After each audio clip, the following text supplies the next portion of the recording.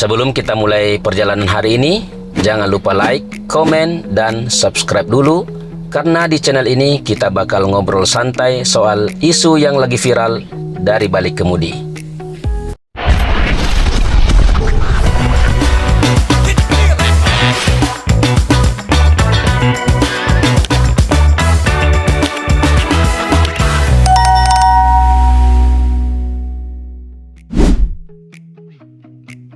Assalamualaikum warahmatullahi wabarakatuh. Halo sahabat balik kemudi, semoga kita semua senantiasa diberikan kesehatan, kemudahan rezeki, dan keberkahan dalam menjalani aktivitas sehari-hari. Pada kesempatan kali ini, saya ingin mengajak kita membahas sebuah fenomena yang menurut saya cukup menarik sekaligus memprihatinkan. Saat ini, Badan Pusat Statistik atau BPS sedang melaksanakan sensus ekonomi di berbagai daerah di Indonesia. Tujuannya tentu sangat baik, yaitu untuk memperoleh data yang akurat mengenai aktivitas ekonomi masyarakat sebagai dasar penyusunan kebijakan pemerintah di masa yang akan datang. Namun di tengah pelaksanaan sensus tersebut muncul berbagai cerita dari lapangan. Ada petugas sensus yang ditolak oleh warga.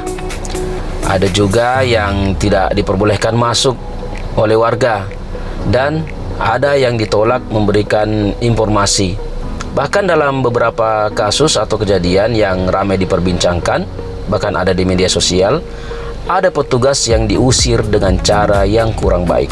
Bulan, untuk ini udah dapat pansos, ini enggak, nyakat terus, gue dapat pansos. Bisa, dan aku nanya itu, dan aku nggak KTP. Terus bantu itu mana kesehatan kesehatan? Ini gimana sih? Masa dulu selesai? Pergi dari sini, pergi.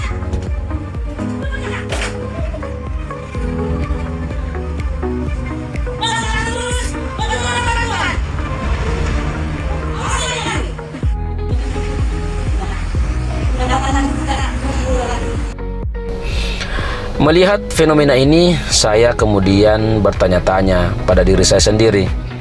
Sebenarnya apa yang sedang terjadi di tengah masyarakat kita? Mengapa sebuah kegiatan pendataan yang bertujuan untuk kepentingan bersama justru mendapat penolakan dari sebagian warga?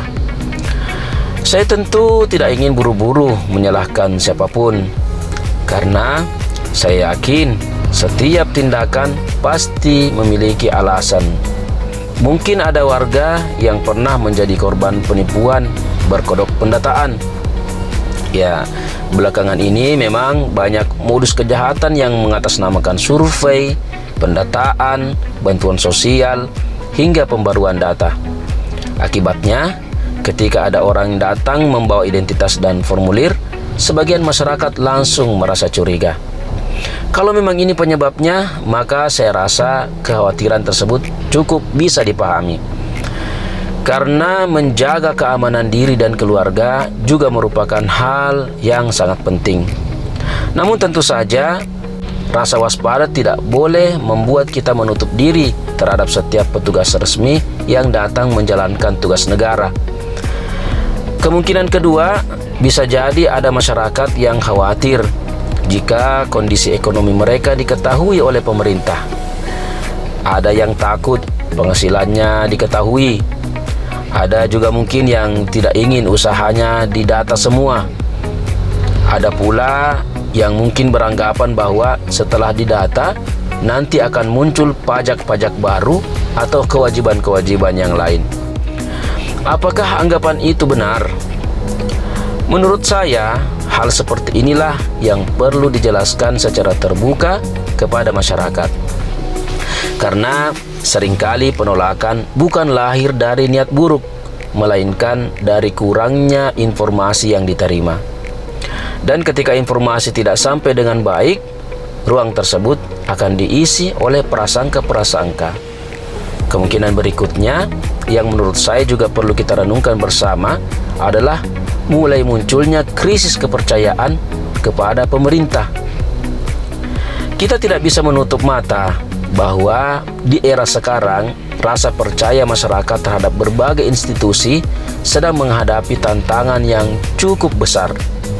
Banyak informasi yang beredar di media sosial, banyak hoax, banyak pengalaman buruk yang dialami sebagian dari masyarakat. Semua itu perlahan membentuk sikap apatis terhadap masyarakat. Akibatnya, ketika ada program pemerintah yang sebenarnya baik, sebagian masyarakat langsung memilih untuk menolak tanpa mencari tahu terlebih dahulu. Kalau memang ini yang sedang terjadi, maka menurut saya persoalannya jauh lebih besar daripada sekedar penolakan sensus. Karena yang sedang kita hadapi adalah persoalan kepercayaan. Padahal dalam pemerintahan modern saat ini, data adalah fondasi utama. Banyak orang berpikir bahwa sensus hanyalah kegiatan mencatat nama dan usaha masyarakat. Padahal manfaatnya jauh lebih besar daripada itu. Data hasil sensus menjadi dasar pemerintah melihat kondisi ekonomi masyarakat. Data tersebut menjadi acuan dalam menyusun program pembangunan, menentukan sektor usaha yang perlu dibantu, melihat daerah mana yang berkembang dan daerah mana yang membutuhkan perhatian lebih. Bahkan dalam banyak kasus, kualitas kebijakan pemerintah sangat bergantung pada kualitas data yang dimiliki. Ada satu ungkapan yang sering saya dengar, kebijakan yang baik hanya bisa lahir dari data yang baik. Kalau datanya salah, maka kebijakannya juga berpotensi salah. Kalau datanya tidak lengkap, maka program yang dibuat juga bisa tidak tepat sasaran. Karena itulah sensus menjadi sangat penting. Bayangkan jika banyak masyarakat menolak di data. Akibatnya, data yang dikumpulkan menjadi tidak utuh. Gambaran ekonomi daerah menjadi tidak akurat.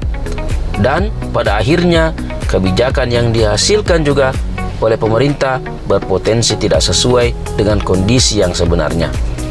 Lantas, yang dirugikan siapa?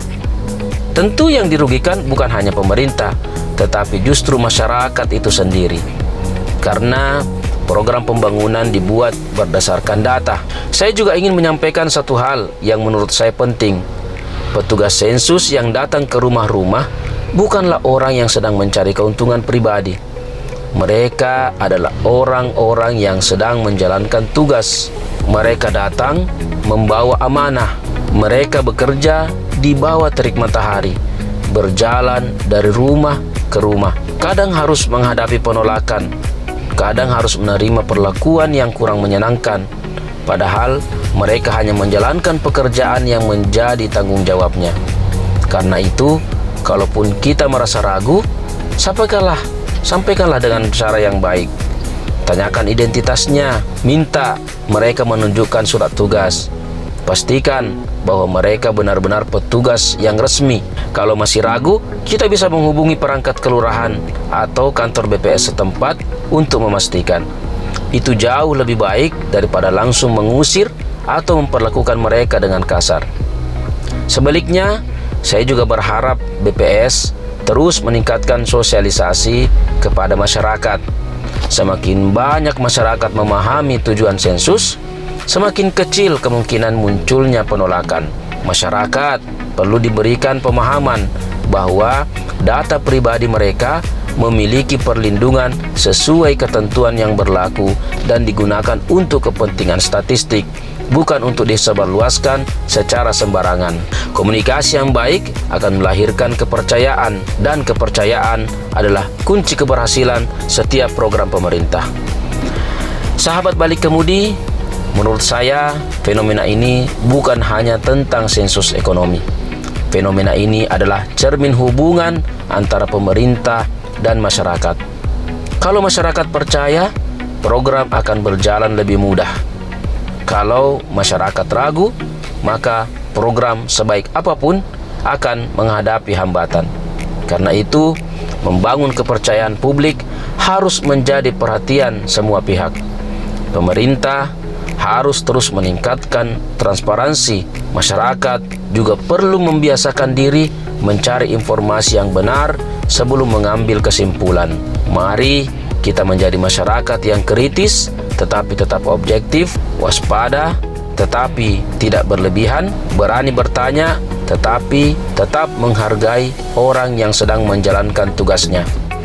Karena pada akhirnya, data yang akurat bukan hanya milik pemerintah. Data yang akurat adalah milik bangsa ini. Dan dari data yang baik, itulah kita berharap lahir kebijakan yang lebih tepat, pembangunan yang lebih merata, dan kesejahteraan yang lebih baik bagi seluruh masyarakat. Bagaimana menurut Anda, mengapa masih ada masyarakat yang menolak didata dalam sensus ekonomi? Apakah karena kurangnya sosialisasi, atau faktor keamanan, atau karena kekhawatiran terhadap pajak, atau memang karena krisis kepercayaan kepada pemerintah? Kalau kamu suka konten opini yang santai tapi masuk akal, tekan tombol subscribe sekarang. Tulis juga pendapatmu di kolom komentar, karena bisa jadi sudut pandangmu akan saya bahas di video berikutnya. Saya pamit dari Balik Kemudi, karena kadang perjalanan bukan cuma soal sampai tujuan, tapi soal apa yang kita pahami di tengah jalan. Sampai jumpa di perjalanan berikutnya. Assalamualaikum warahmatullahi wabarakatuh.